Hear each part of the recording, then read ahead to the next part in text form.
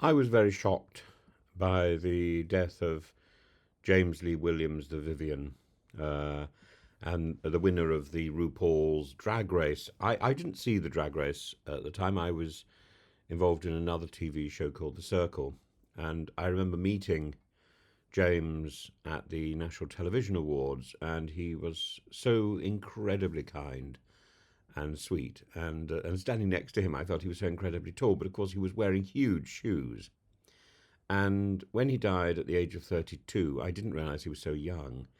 Um, he sent his death sent shockwaves through the drag community, through the arts community, serving as both a moment of mourning and a stark warning about the dangers of the industry itself, the pressures on people in the industry. The Vivienne was a trailblazer with undeniable charisma, wit, talent, charm, um, and kindness. Uh, they captivated audiences and elevated British drag into the international stage. And beyond their television screen success, they graced theatre stages, performing with Dancing on Ice, The Wicked Witch of the West, and The Wizard of Oz. But what made the Vivienne truly beloved was their authenticity. They were open about their struggles, particularly with substance abuse, and used their platform to speak candidly about addiction. And sadly, the issue that lies at the heart of their death is ketamine.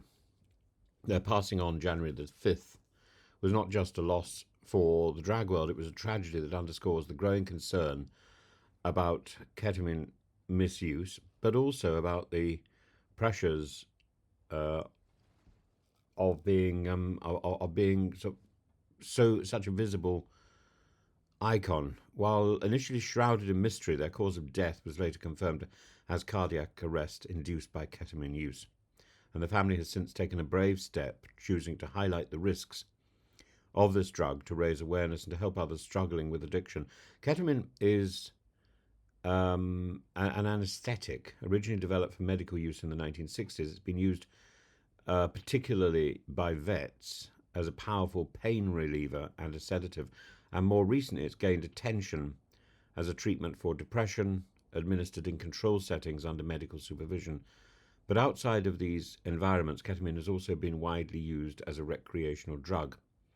It is known colloquially as Special K, and it's used for some sort of hallucinogenic and dissociative effects it can cause. So it can induce a sense of detachment from reality, causing users to feel as if they're floating or experiencing an out-of-body state. In club and party scenes, particularly within the LGBTQ plus community, ketamine has been widely used, sometimes in conjunction with other substances. But what many fail to recognize is just how dangerous and unpredictable this drug can be. While ketamine is considered less addictive than opioids or stimulants, frequent use can have devastating consequences, and some of the key risks include cardiovascular risks. It can elevate heart rate and blood pressure, leading to cardiovascular strain, and in some cases, as seen with Vivienne, it can result in a fatal heart attack.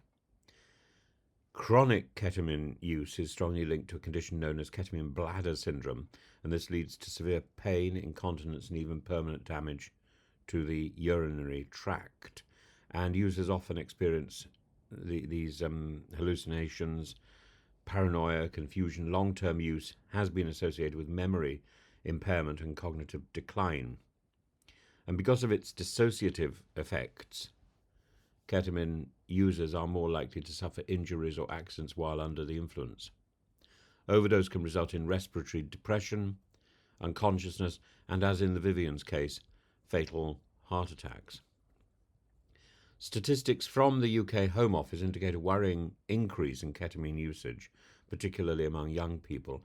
And in the year leading up to March 2023, an estimated 299,000 people aged between 16 and 59 reported using the substance. And the rising trend highlights the urgent need for more education on its dangers. Beyond the statistics, the cultural perception of ketamine needs reassessment. And while many see it as a party drug or a milder alternative to other substances, its lethal risks are often downplayed. The deaths of public figures like the Vivienne and Friend star Matthew Perry, both linked to ketamine use, should serve as a stark reminder that this is not a harmless drug. In the wake of the Vivienne's passing, their family has partnered with mental health and addictionary charity Advocacy to promote awareness and to provide support for those struggling with substance use. And it's an important step in challenging misconceptions about addiction and ensuring that people who need help can access it without stigma. If there is anything we can take from this tragedy, it's the importance of open conversations around drug use.